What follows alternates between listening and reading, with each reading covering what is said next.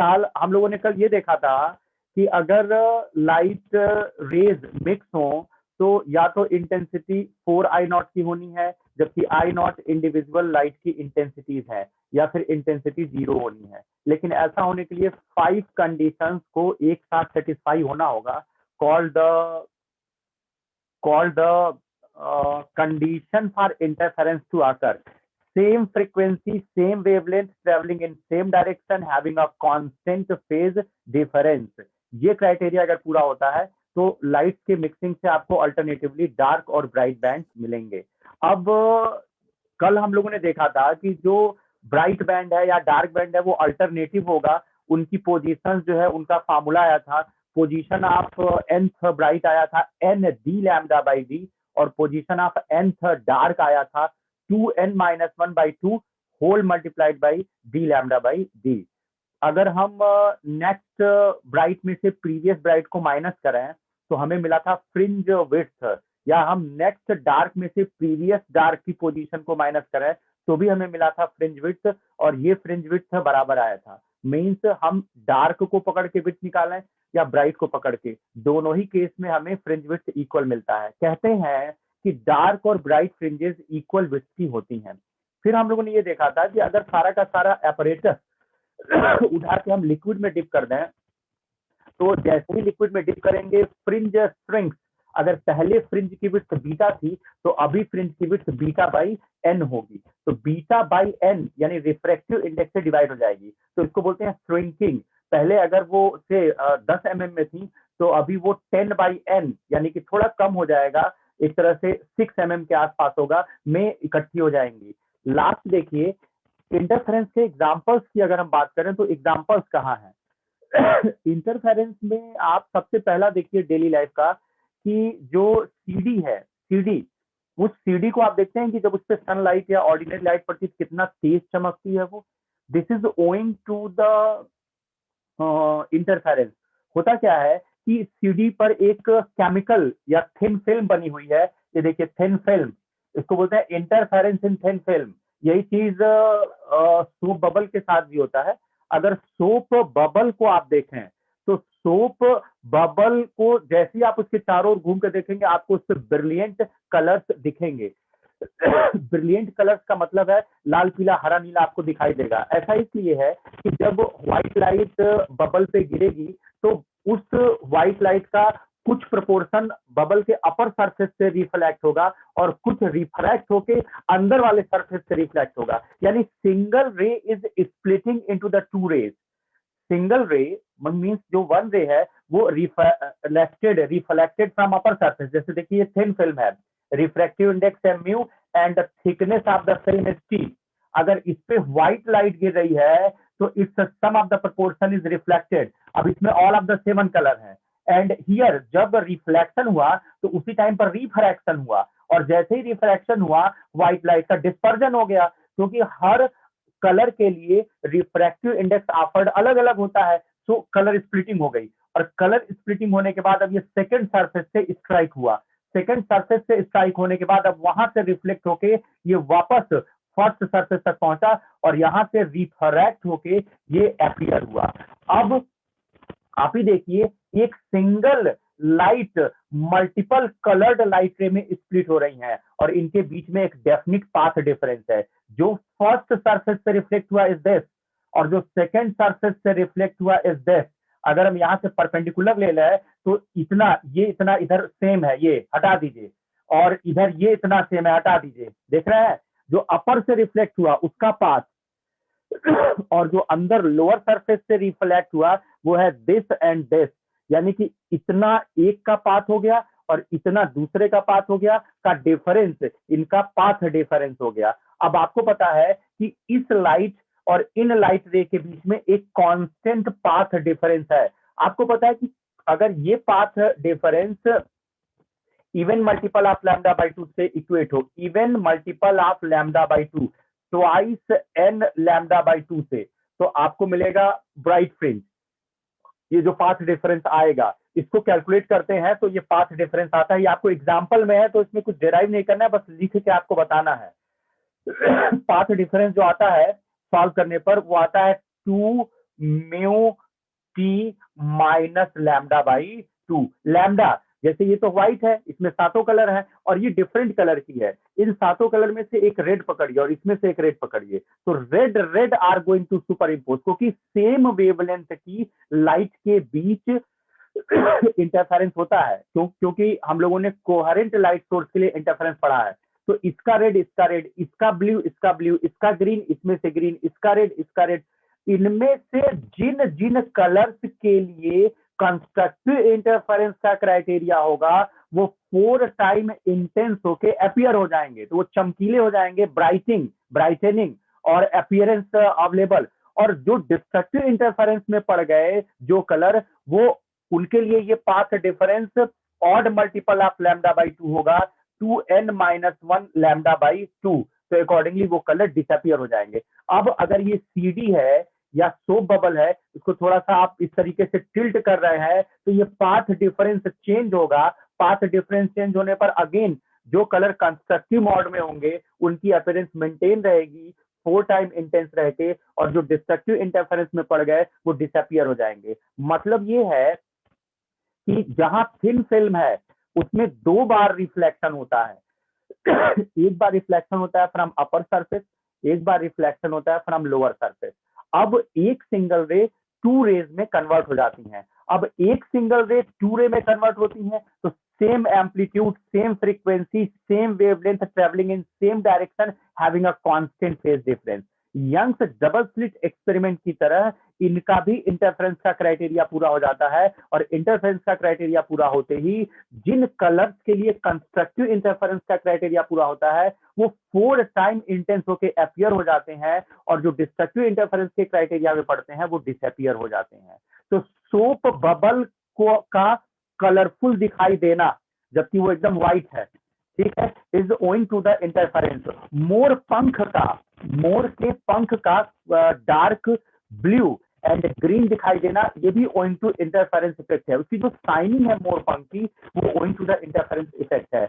तेल अगर किसी सरफेस पे गिर गया है, oil spread over the surface, तो वो भी एक थिन फिल्म बना लेगा। जैसे पानी होने पर अगर तेल गिरा हो, डीजल हो, पेट्रोल हो, मोबिल हो, उसको ध्यान से देखिए तो वो भी आपको ग्रीन और ब्लू की अपीयरेंस देता है।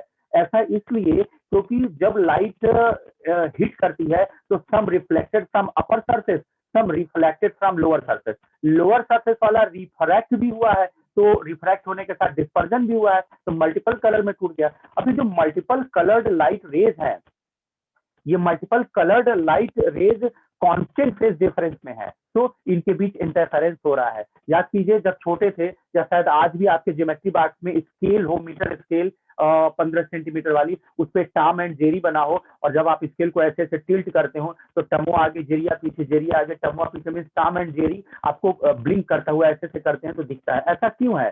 टॉम और जेरी का जो स्टिकर लगा है उस स्टिकर में एक की विड्थ थोड़ी कम है, एक की विड्थ थोड़ी ज्यादा है। अब उनसे जो रिफ्लेक्टेड लाइट है, विड्थ का मतलब क्या, ये देखिए ये एक लोअर सरफेस हो गई और हमने इस पर एक पॉलिश ऐसे कर रखी है, एक थोड़ी वाइट कर रखी है। अब जो लाइट रे इससे रिफ्लेक्ट हुई, जो लाइट रे इससे रिफ्लेक्ट हुई, क्या इनके बीच में पाथ डिफरेंस नहीं आ जा रहा है? पाथ डिफरेंस का मतलब यहां से यहां तक इसका पाथ कितना है और यहां से यहां तक इसका पाथ कितना है का डिफरेंस जो होगा वो इनका इंटरफेरेंस करा देगा। अगर कंस्ट्रक्टिव इंटरफेरेंस का क्राइटेरिया पूरा हो रहा है ओइंग टू दिस, ये जो देखिए गैप है, ये गैप इसकी वजह से, ठीक है, तो हम करते क्या है, डिफरेंट स्टिकर्स को अगर हम पेस्ट कर दें जिनकी थिकनेस अलग अलग है, तो उनसे जब लाइट रिफ्लेक्ट होकर आपके आई पर पहुंचेगी तो उनके बीच में एक पाथ डिफरेंस क्रिएट हो जाएगा। उस पाथ डिफरेंस के क्रिएट होने की वजह से इंटरफेरेंस होगा। इंटरफेरेंस की वजह से वो या तो 4 टाइम इंटेंस अपीयरेंस देंगे या फिर डिसअपियर हो जाएंगे। तो डेली लाइफ में इंटरफेरेंस का बेस्ट एग्जांपल है interference by thin film. Interference by thin film का बेस्ट एग्जांपल है oil spread over the surface, एक फीदर ऑफ द पीकॉक, दो and Tom and Jerry are sticker over the metre scale giving the appearance and disappearance, तीन। और हमारे पास एक CD का example था कि सीडी पर बहुत ही थिन फिल्म की एक केमिकल लेयर लगी होती है जिस पर लाइट के गिरते ही फर्स्ट सरफेस से रिफ्लेक्शन हो जाता है, जो लाइट केमिकल में एंटर कर जाती है वो डिस्पर्जन और रिफ्रैक्शन शो करती है, फिर लोअर सरफेस से रिफ्लेक्ट बैक होके वापस ऊपर आती है। अब मेन जो फर्स्ट सरफेस से रिफ्लेक्ट हुई और जो लोअर सरफेस से रिफ्लेक्ट होकर ऊपर आई के बीच एक कांस्टेंट पाथ डिफरेंस या फेज डिफरेंस क्रिएट हो जाता है। अब इस कांस्टेंट फेज डिफरेंस या पाथ डिफरेंस की वजह से इनके बीच में इंटरफेरेंस हो जाता है। इंटरफेरेंस में जो कलर कंस्ट्रक्टिव मोड में होते हैं वो अपीयरेंस शो करते हैं, 4 टाइम इंटेंस अपीयरेंस शो करते हैं, इसलिए बहुत ही खूबसूरत लगता है। सीडी वगैरह पर से जो कलर रिफ्लेक्ट होते हैं वो बहुत ही शाइनिंग के होते हैं और बहुत ही रिच इन कलर होते हैं। तो इस तरीके से इंटरफेरेंस का हमने डेली लाइफ में एग्जांपल दिया। थोड़ा सा अरेंज करिए यहाँ पे, हम ये कह रहे हैं कि अगर एक थिन फिल्म है, आप thickness T having the refractive index mu, तो हम कह रहे हैं कि इसका पाथ डिफरेंस आपको डिराइव करना है, याद करना है। आपको डिराइव नहीं करना है, याद करना है। इसका जो पाथ डिफरेंस है वो आपको याद करना है 2 mu T minus lambda by 2 है, where mu refractive index of the film है, t thickness of the film है, एंड लैम्डा रेड रेड अगर पकड़ रहे हैं तो रेड का वेवलेंथ, येलो येलो पकड़ रहे हैं तो येलो का वेवलेंथ, ग्रीन ग्रीन पकड़ रहे हैं, यानी जिन कलर्स के लिए कंस्ट्रक्टिव या डिस्ट्रक्टिव को चेक करना चाहते हैं उन कलर की वेवलेंथ लैम्डा है। अब आपको पता है कि आपने मैथमेटिक्स से देखा था कि this path difference equated to even multiple of lambda by 2, तो कलर अपीयर्स, वो कलर अपीयर होंगे और 4 टाइम इंटेंस होके अपीयर होंगे। और अगर ये 2n माइनस 1 लैम्डा बाई 2 से इक्वेट होगा तो कलर डिसअपियर्स। इतना आप जानते थे, थोड़ा अरेंज करिए। Colour appears, colour appears and colour disappears, disappears, ये हुआ। अब एक्चुअली में ये लैम्डा बाई 2 उधर एब्जॉर्ब कीजिए, अगर इधर एब्जॉर्ब करेंगे तो twice N lambda by 2 plus lambda by 2 हो जाएगा, इसमें एब्जॉर्ब करेंगे तो -1 lambda by 2 plus 1 lambda by 2। Actually में आपके बुक में ये नहीं दिया गया है, ये लैम्डा बाई 2 उधर सेटल कर दिया गया, तो एक बार इसमें सेटल किया गया, एक बार इसमें सेटल किया गया, तो ये अब कैसा दिखेगा, ये दिखेगा 2 म्यू टी लैम्डा बाई 2 अगर उधर सेटल कर दें तो उधर सेटल कर दे तो ये इवन वाला ऑड हो जाएगा, देखिए कैसे, प्लस लैम्डा बाई 2, यानी हो जाएगा twice N plus 1 lambda by 2, ये वाला, ये लैम्डा बाई 2 इसमें सेटल कर दें, मतलब पाथ डिफरेंस का लैम्डा बाई 2 हटा के उधर इधर में मैथमेटिकल वाला हटा करके उधर थ्योरेटिकल वाले में सेटल कर दे रहे हैं, तो इवन वाला ऑड हो जाएगा और ऑड वाला जब ये इधर आएगा तो minus lambda by 2 plus lambda by 2 cancel हो जाएगा, हो जाएगा ट्वाइस एन लैम्डा बाई 2। ये था कलर अपीयर्स, कलर अपीयर्स, और ये था कलर डिसअपियर्स। तो आपके बुक में ऐसे दिया है तो कंफ्यूज मत होइएगा। हम लोग कहते हैं कि 2 mu T minus lambda by 2 is the path difference. अगर even multiple of lambda by 2 है तो कलर अपीयर रहेगा, और अगर ये odd multiple of lambda by 2 है तो कलर डिसअपियर रहेगा। अगर सिर्फ 2 म्यू टी आप एज अ पाथ डिफरेंस लेके चल रहे हैं तो रिवर्स क्राइटेरिया पढ़ते हैं, कहते हैं if 2 mu t is the path difference between the interfering rays, तो अगर ये odd multiple of lambda by 2 है तो color remains appear, ठीक है, मीन्स 2 mu t अगर पाथ डिफरेंस हम लें, लैम्डा बाई 2 को सेटल कर लें तो इवन का ऑड, ऑड का इवन हो जाता है। मतलब 2 mu t थिन फिल्म में आपको याद रखना है कि थिन फिल्म में जो पाथ डिफरेंस है, क्योंकि हम तो आपके सिलेबस के हिसाब से चलेंगे तो ये हो गया, तो आपका सिलेबस कहता है कि थिन फिल्म में जब पाथ डिफरेंस ऑड मल्टीपल होता है तो कलर सर्वाइव करते हैं। तो इसके पहले थ्योरी वाले से उल्टा दिख रहा है, ये तो उल्टा इसलिए दिख रहा है क्योंकि इसमें लैम्डा बाई 2 एक्स्ट्रा आ रहा है। लैम्डा बाई 2 एक्स्ट्रा क्यों आ रहा है, एक अपर रेयरर में ही रिफ्लेक्ट हो गई है और एक डेंसर में रिफ्लेक्ट हुई है, तो 180 डिग्री का फेज हो गया। याद कीजिए 180 डिग्री का फेज, 180 डिग्री मतलब लैम्डा बाई 2 का पाथ, वही लैम्डा बाई 2 सेटल हुआ था, तो अकॉर्डिंगली यहाँ कंडीशन चेंज हो रही है। तो आपके बुक के हिसाब से चले तो थिन फिल्म के लिए कंडीशन है पाथ डिफरेंस जब odd multiple of lambda by 2 से कंपेयर होता है तो कलर अपीयर्ड होते हैं, और जब path difference in thin film even multiple of lambda by 2 से इक्वेट होता है तो वो कलर डिसअपियर हो जाते हैं, सिर्फ थिन फिल्म में, सिर्फ थिन फिल्म में। इसके पहले जितने भी एग्जाम्पल हम लोगों ने देखे, एग्जाम्पल या मैथमेटिक्स, उसमें हमेशा हम कहेंगे कि पाथ डिफरेंस अगर even multiple of lambda by 2 है तो कलर अपीयर होगा, odd multiple of lambda by 2 है तो डिसअपियर होगा, और जब थिन फिल्म लग जाएगा तो उल्टा बोलेंगे, बोलेंगे पाथ डिफरेंस अगर even multiple of lambda by 2 है तो कलर डिसअपियर होगा, और अगर path difference odd multiple of lambda by 2 है तो कलर अपीयर होगा। ये आपको रटना पड़ेगा क्योंकि डेरिवेशन नहीं है। तो इस तरीके से हम लोगों ने ये देखा कि जो डेली लाइफ में में ऑयल सरफेसेस का साइन करना है, मोर के पंख का साइन करना है, या स्टिकर्स का अपीयर डिसअपियर होना है ये सब बेस्ट एग्जांपल है इंटरफेरेंस के। सीडी का चमकना है लाइट पाने पर, ये सब इंटरफेरेंस के एग्जांपल है। एक लास्ट देख लीजिए, 1 मार्क्स में पूछता है, called shifting of fringes. Shifting of fringes में ये देखा गया कि जब हम Young's double slit experiment perform कर रहे थे तो उसमें 2 ओपनिंग थी, उन दोनों ओपनिंग से लाइट निकलकर स्क्रीन तक पहुंचती थी। स्क्रीन पर अगर कोई एक पॉइंट हम फिक्स करते थे तो उस पॉइंट तक दोनों ओपनिंग से पहुंचने वाली लाइट रेस के बीच में एक फेज डिफरेंस या पाथ डिफरेंस आता था। जैसे ये S1 हो गया, ये S2 हो गया, ये centre of S1 and S2 हो गया, ये स्क्रीन हो गया। अगर स्क्रीन पर एक पॉइंट P हम ले लेते दिस, तो S1 से P को ज्वाइन करते, ये S1 से पहुंचने वाली लाइट का पाथ हो जाता। S2 से P को ज्वाइन करते, ये S2 से P तक पहुंचने वाला लाइट का पाथ हो जाता।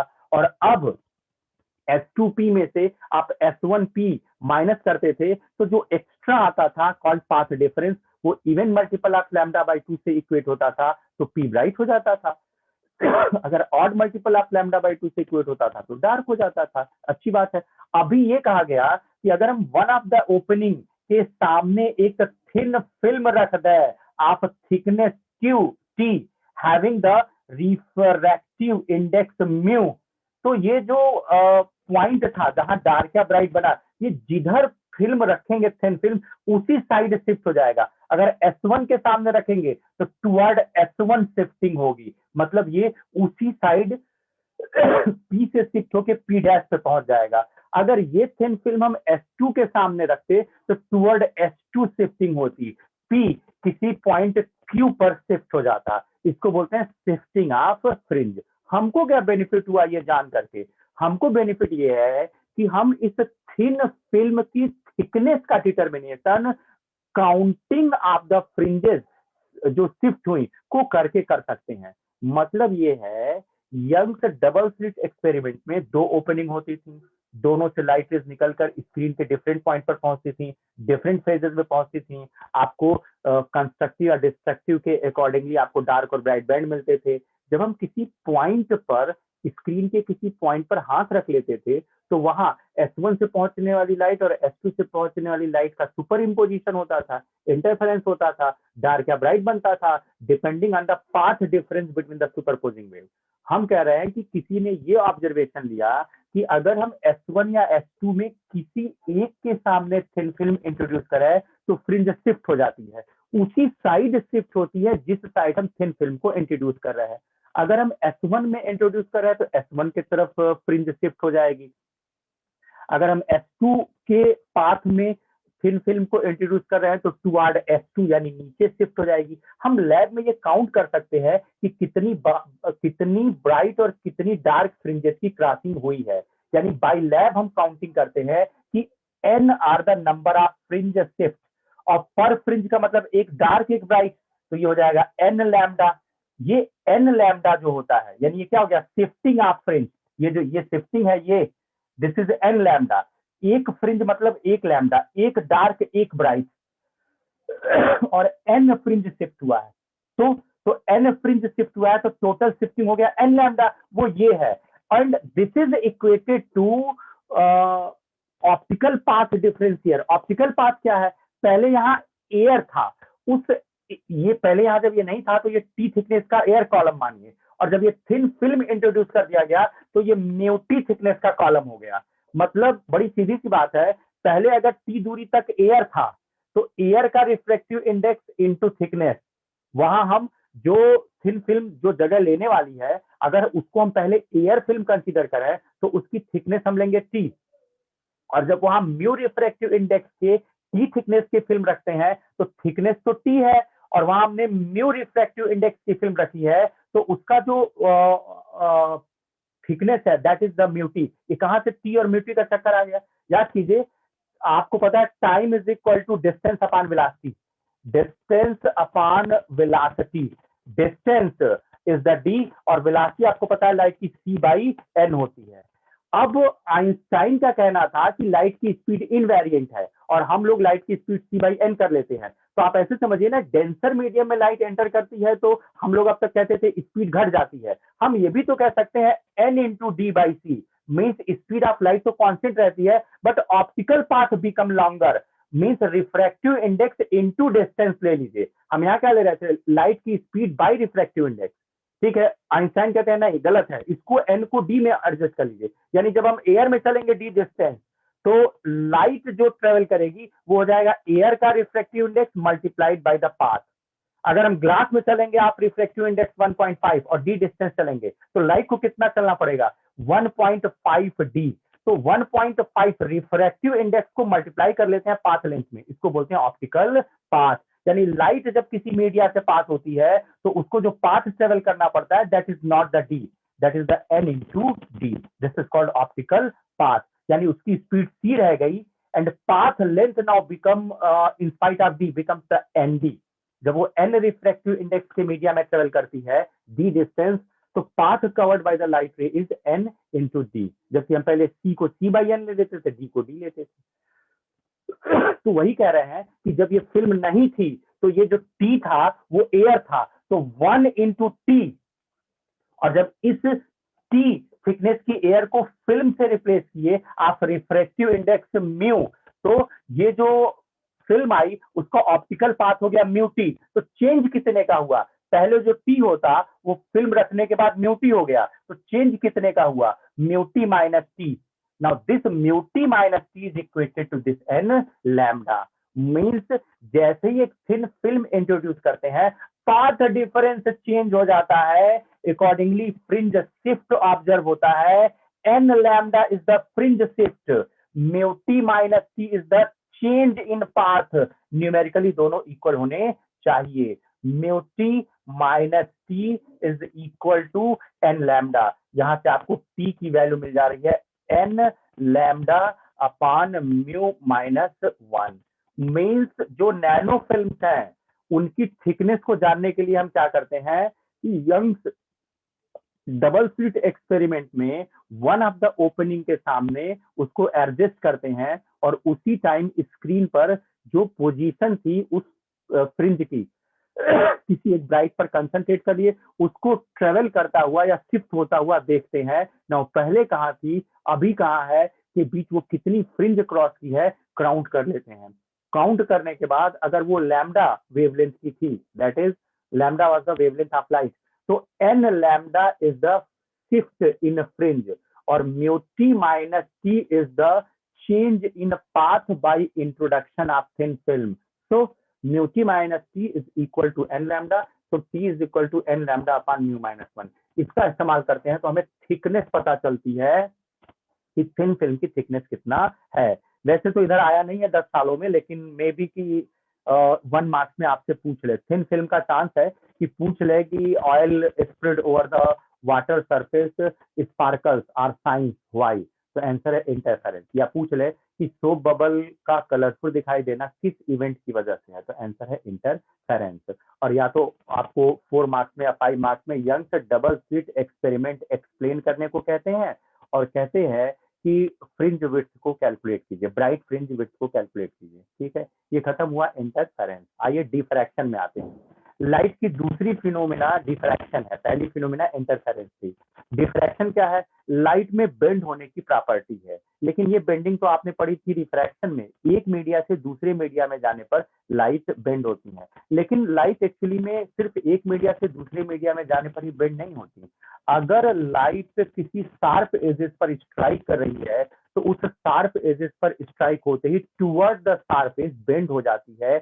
इस बेंडिंग को हम डिफ्रैक्शन कहते हैं। यानी डिफ्रैक्शन क्या है, जब लाइट स्ट्राइक करती है टू द शार्प एजेस तो बेंड हो जाती है toward the sharp edges, this is called the diffraction. और जो बेंडेड लाइट रेज होती हैं उसको अगर हम मैग्नीफाई करें, रिजॉल्व करें, तो देखते हैं उसमें अल्टरनेटिवली डार्क और ब्राइट बैंड दिखाई देते हैं। मतलब इसका मतलब है उसमें दो लाइट रे है, कोहेरेंट लाइट रेज है बेंडेड में, एक जो बेंड हुई और एक जो बेंड नहीं हुई, इनके बीच सुपर इम्पोजिशन हुआ और सुपर इम्पोजिशन की वजह से इंटेंसिटी का रीडिस्ट्रीब्यूशन हो गया, इंटरफेरेंस हो गया। डिफ्रैक्शन को लैबोरेटरिकली देखने के लिए हमारे पास सिंगल स्लिट एक्सपेरिमेंट है, जैसे वहां यंग का डबल स्लिट एक्सपेरिमेंट था, वैसे यहाँ सिंगल स्लिट एक्सपेरिमेंट है। डिफ्रैक्शन है क्या? लाइट का शार्प एजेस पे स्ट्राइक करने पर बेंड हो जाना इज द डिफ्रैक्शन। ठीक है, अच्छी बात है।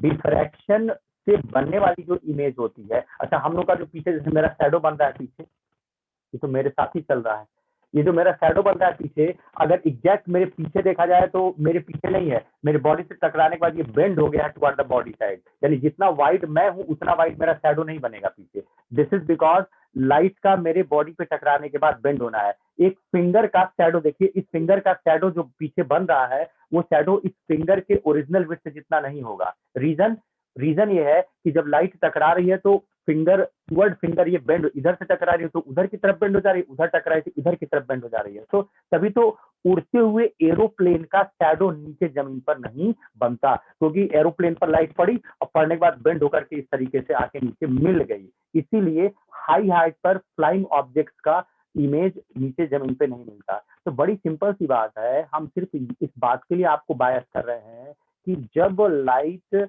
एजेस पर टकराती है, पार्टिकुलरली शार्प एजेस पर, तो उस केस में लाइट में बेंडिंग होती है। और बेंडेड लाइट रेज में डिफरेंट इंटेंसिटी की के पैटर्न या डिफरेंट इंटेंसिटी पाई जाती है। इसका मतलब है अगर हम बेंडेड लाइट रेज की मिक्सिंग देखें तो वहां भी सेम फेज और अपोजिट फेज का टक्कर है। अकॉर्डिंगली अगर डिफ्रैक्शन से कोई इमेज बनी है, बेंडेड लाइट रेज से कोई इमेज बनी है, तो उस इमेज में आपको यूनिफॉर्म इंटेंसिटी डिस्ट्रीब्यूशन नहीं दिखेगा। जैसे आप अपना शैडो देखिएगा ध्यान से, कुछ परफेक्ट डार्क होगा और कुछ पार्शियल डार्क होगा, ऐसे लगेगा जैसे उसमें लाइट आ गई है। यानी आप अपने फिंगर का पर टार्च मार के देखिएगा नीचे शैडो, तो आप ध्यान से देखिएगा तो एक सेंट्रल कोर दिखेगा जो ब्लैक होगा और सराउंडेड बाई शैडो होगा जो कि हल्का लाइट होगा। ऐसा इस वजह से है कि आपके फिंगर से टकराने के बाद लाइट दो तरह की हो गई, एक बिना मुड़े सीधी गई और एक मुड़ के सीधी गई, और इन दोनों का इंटरफेरेंस हो गया। इन दोनों के इंटरफेरेंस होने की वजह से इंटेंसिटी रीडिस्ट्रीब्यूशन हो गया।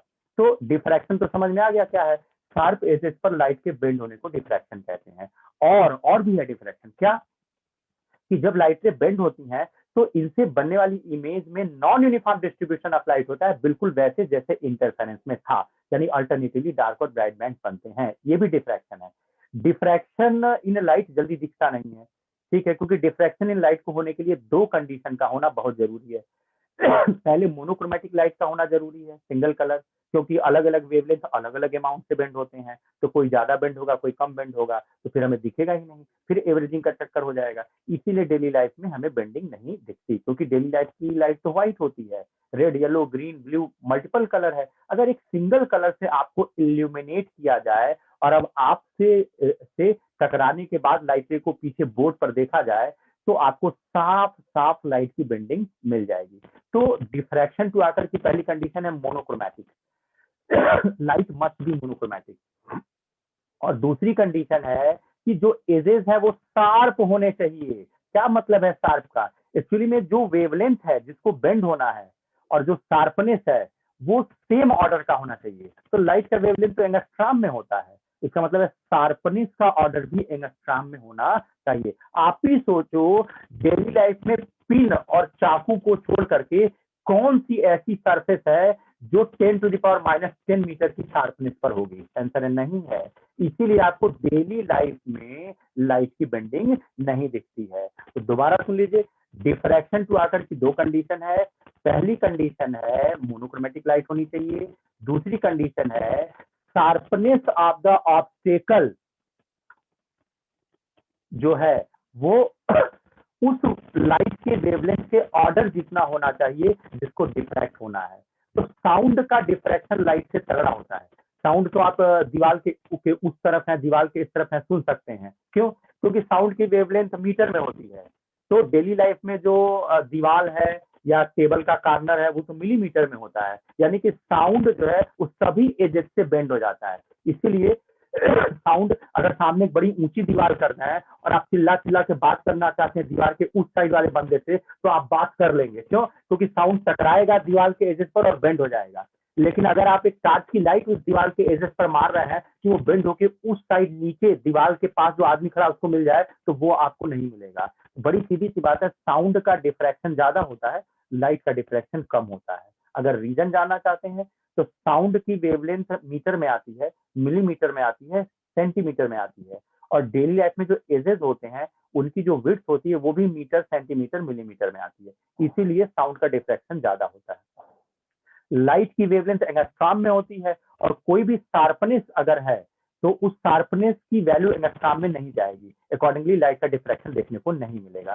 फ्रानहाफर को डिफ्रैक्शन को स्टडी करने वाले दो साइंटिस्ट है, Fresnel's class of diffraction and Fraunhofer class of diffraction, यानी फ्रेजनल और फ्रानहाफर।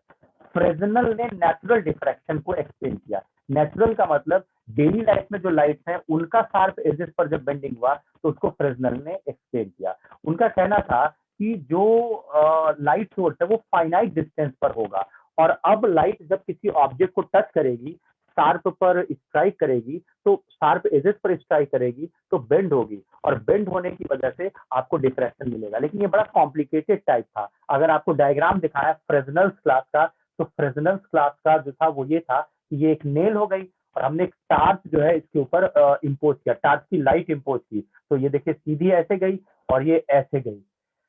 ठीक है, लाइट सोर्स।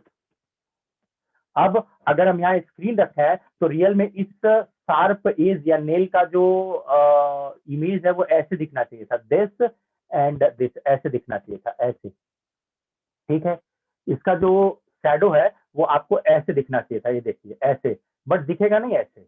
जब देखेंगे तो आप ये ऐसे दिखेगा, ये देखिए, ये दिखेगा, दिस, ये दिखा, ये। तो ये तो तब हुआ ना जब ये यहाँ टकराई ऐसे बेंड हो गई, और जब ये यहाँ टकराई ऐसे बेंड हो गई। यानी एक ऑब्जेक्ट के एजेस पर जैसे ही लाइट टकराती है टुवर्ड एजेस बेंड हो जाती है, और इसकी जो इमेज थी वो छोटी हो गई। और जब इसको हम रिजॉल्व करके देख रहे हैं थ्रू ऑप्टिकल इंस्ट्रूमेंट, तो एकदम ये डार्क नहीं रहा, इसका शैडो है ना, तो लाइट तो पहुंचा नहीं है, लेकिन देखेंगे तो कहीं इसमें लाइट होगा, कहीं लाइट नहीं होगा, यानी कि वही डार्क और ब्राइट बैंड देखने को मिलेंगे, यानी कि इंटरफेरेंस हो रहा है। अब एक्सप्लेन किया फ्रेजनल ने कहा कि जो सोर्स था उसको सेंटर लेके आर्क लगाते चले जाइए तो ये वेव फ्रंट हो जाएंगे। देखिए wave front, solid dash solid dash solid, फिर ये ऑपेक है, ऊपर जो होगा वो अनरेस्ट्रिक्टेड वेव फ्रंट होगा। ये तो इतना कंटिन्यू हो जा रहा है ना, ये तो कंटिन्यू हो जा रहा है अनरिस्ट्रिक्टेड, कोई नहीं रोका इनको। लेकिन ये जो शार्प एजेस एंड बिलो है ये ऑब्स्ट्रक्ट हो गए, रोक लिए गए। अब शार्प एजेस पर जितने पॉइंट है उनको सेंटर ले करके अगर आप CT1, CT2, CT3, CT4, CT5 यानी डिफरेंट रेडियस का आर्क लगाते चले जाएं, तो शार्प एजेस जो कि फ्रेश सोर्स ऑफ डिस्टर्बेंसेस की तरह बिहेव कर रहे हैं, उनकी सेकेंडरी वेवलेट की ट्रेसिंग स्टार्ट हो गई। इन्हीं सेकेंडरी वेवलेट पर एनर्जी मिलेगी, और उसी टाइम पर किसी भी एक अनरेस्ट्रिक्टेड वेव फ्रंट को पकड़िए, उस पर fresh source of disturbance consider कीजिए, और उसको सेंटर लेके CT1, CT2, CT3, CT4, CT5 आग लगाते चले जाइए। देख रहे हैं क्या हो रहा है? अनरेस्ट्रिक्टेड वेव फ्रंट और रेस्ट्रिक्टेड वेव फ्रंट के वेवलेट्स के बीच में सुपर इम्पोजिशन शुरू हो गया। अब आपको पता है कि जो सेम फेज में इंटरफेयर हो रहे होंगे उनकी इंटेंसिटी 4 टाइम आएगी ग्रेटर, और जो अपोजिट फेज में पड़े होंगे वो 0 आएगी। तो इस तरीके से जो इमेज बनी वो दो वेव फ्रंट से मिलकर बनी, restricted wave front and unrestricted wave front. But it becomes too complicated, हम इसमें कहीं लोकेट नहीं कर पा रहे कि कहाँ डार्क ले लें और कहाँ ब्राइट ले लें। This kind of diffraction is called the Fresnel's class of diffraction. उन्होंने ये कहा कि जो ऑब्जेक्ट है उससे फाइनाइट डिस्टेंस पे सोर्स होता है और फाइनाइट डिस्टेंस पे स्क्रीन होती है, तो उस केस में फ्रेजनल्स क्लास ऑफ डिफ्रैक्शन होता है, कॉम्प्लिकेटेड होता है। इसको लैब में स्टडी के लिए फ्रानहाफर ने डिस्कस किया। फ्रानहाफर ने कहा कि आप अगर सोर्स को उठा के इनफाइनाइट पे कर दें और स्क्रीन को उठा के इनफाइनाइट पर कर दें, तो अभी आप जो डिफ्रैक्शन पैटर्न बनता हुआ देखेंगे उसमें आप डार्क और ब्राइट बैंड्स को सेपरेट कर पाएंगे, मैथमेटिकली डिस्कस कर पाएंगे और उनका फार्मूला डिराइव कर पाएंगे। अगर ऐसा है तो this is called Fraunhofer class of diffraction, और अभी एडजस्ट करके आपको दिखाते हैं, तो इसको बोलते हैं सिंगल स्लिट एक्सपेरिमेंट। तो आपके सिलेबस में फ्रेजनल्स क्लास ऑफ डिफ्रैक्शन नहीं है, आपके सिलेबस में फ्राउनहोफर क्लास ऑफ डिफ्रैक्शन है। एक साल पूछ दिया था कि what is the basic difference between the Fresnel's class of diffraction and Fraunhofer class of diffraction. इसके लिए मैं आपको बता रहा हूं कि फ्रेजनल्स क्लास ऑफ डिफ्रैक्शन में जो सोर्स और स्क्रीन है वो फाइनाइट डिस्टेंस पर है with respect to the sharp edge obstacle, जबकि फ्राउनहोफर क्लास में जो सोर्स और स्क्रीन है वो उस शार्प एज ऑब्स्टेकल से इनफाइनाइट डिस्टेंस पे है। अब ठीक है, ये तो अंतर हो गया। इनफाइनाइट डिस्टेंस का क्या मतलब है? इनफाइनाइट डिस्टेंस का मतलब इनफाइनाइट डिस्टेंस नहीं है। आप ऐसा कीजिए, यहाँ एक कॉन्वेक्स लेंस यूज कर लीजिए, इंसान चाहे कि उसके फोकस पर पड़ जाए सोर्स, तो रेस तो पैरेलल हो जाएंगी ना। देखिए, रेस पैरेलल होते ही आप क्या बोलेंगे? Coming from infinitive. यानी कि जब फ्रेजनल्स क्लास को एक्सप्लेन करने की कोशिश की गई तो बड़ा कॉम्प्लिकेटेड डायग्राम बना। तो फ्राउनहोफर ने कहा कि आप ऐसा क्यों नहीं करते कि जो ऑब्स्टेकल है और जो सोर्स है उसके पीछे कॉन्वेक्स लेंस यूज कर लीजिए जिसके फोकस पर सोर्स पड़ जाए। इसी को बोला गया इनफाइनाइट पर है सोर्स। एंड इस कॉम्प्लिकेशन से बचने के लिए कहा गया कि आप शार्प एज ऑब्स्टेकल और स्क्रीन के बीच में भी एक कॉन्वेक्स लेंस यूज कर लीजिए इन सच अ वे कि इस लेंस के फोकस पॉइंट पर स्क्रीन पड़ जाए। यानी फ्राउनहोफर और फ्रेस्नेल में लैबोरेटरिकली अंतर इतना है कि जब फ्राउनहोफर ने लैबोरेटरिकल स्टडी के लिए डिफ्रैक्शन पैटर्न को डिफाइन किया तो उन्होंने कहा कि ऑब्स्टेकल एंड सोर्स के बीच में एक कॉन्वेक्स लेंस इंट्रोड्यूस कर दीजिएगा इन सच अ वे कि इस कॉन्वेक्स लेंस के फोकस पर सोर्स पड़ जाए। एंड जब डिफ्रैक्शन हो जाए तो उन लाइट रे के कलेक्शन के लिए एक और कॉन्वेक्स लेंस का इस्तेमाल कीजिएगा इन सच अ वे कि उसके फोकस पर स्क्रीन हो। ऐसा करेंगे तो आपको डिफ्रैक्शन पैटर्न एकदम साफ साफ दिखाई देने लगेगा और अब आप मैथमेटिकल डिस्कशन ले सकेंगे। इस एक्सपेरिमेंट का नाम रखा गया सिंगल स्लिट एक्सपेरिमेंट। तो चलिए आपको दिखाते हैं सिंगल स्लिट एक्सपेरिमेंट। पीछे से कोई लेना देना नहीं है, सब 1 मार्क्स के लिए था। अगर डिस्कशन कंटिन्यू करें तो आता है डिफ्रैक्शन क्या है, मैथमेटिकल कंडीशन क्या है, फ्रेस्नेल और फ्राउनहोफर में कोई डिफरेंस बता दीजिए। एंड अगर ये सब नहीं आता है तो आता है कि डिफ्रैक्शन के सिंगल स्लिट एक्सपेरिमेंट को एक्सप्लेन कीजिए। तो देखिए सिंगल स्लिट एक्सपेरिमेंट क्या है। जैसे यंग्स डबल स्लिट एक्सपेरिमेंट था बिल्कुल वैसे ही हमारे पास यहाँ सिंगल स्लिट एक्सपेरिमेंट है। ऑब्वियसली यहाँ सिंगल स्लिट लेने वाले हैं। इन्होंने ये कहा कि आप एक मोनोक्रोमैटिक लाइट सोर्स ले लीजिए, इसको सेंट्रल लेके आर्क लगाना शुरू कीजिए, solid dash solid dash solid dash. ठीक है, अभी यहाँ आप एक हार्ड कार्डबोर्ड रखिए जो लाइट को न जाने दे। ठीक है, कोई लाइट नहीं है, आप इसमें एक नैरो ओपनिंग बना दीजिए कॉल्ड स्लिट। ये नैरो ओपनिंग आपने बना दी, आप विड्थ ए। अब आपको पता था एक कॉन्वेक्स लेंस भी यूज करना था, तो कॉन्वेक्स लेंस यूज कर लीजिए। एक मिनट, ये सॉलिड डैश सॉलिड, ठीक है, रेज हो गई दिस, ऐसे हो गई ये। अब ये कॉन्वेक्स लेंस यूज कर लेना था इन सच अ वे कि उसके फोकस पर ये लाइट पड़ जाए तो ये रे को पैरेलल कर देगा। क्लियर है दिस? अब रे पैरेलल हो गई तो वेव फ्रंट कैसा हो जाएगा? प्लेनर वेव फ्रंट हो जाएगा ना, दिस दिस दिस, इसी तरीके से हो जाएगा वेव फ्रंट। अब ये लाइट जब कलेक्ट होंगी तो दिस हार्ड कार्डबोर्ड जिसका नाम है सिंगल स्लिट, तो मोस्ट ऑफ द लाइट तो नहीं जाएगी। अब इससे जो एंटर कर रही है वो लाइट दो तरह की होगी, जो बिना बेंड हुए निकल गई वो तो सीधे इस तरीके से निकल गई, जो इसके सेंट्रल कोर से जा रही है बिना टकराए वो सीधे निकल गई। और यहाँ कॉन्वेक्स लेंस फिर लगाए हुए हैं देश, तो ये क्या करेगा? ये इनको उठा के सेंटर पे इकट्ठा कर देगा, यानी सेंट्रल ब्राइट।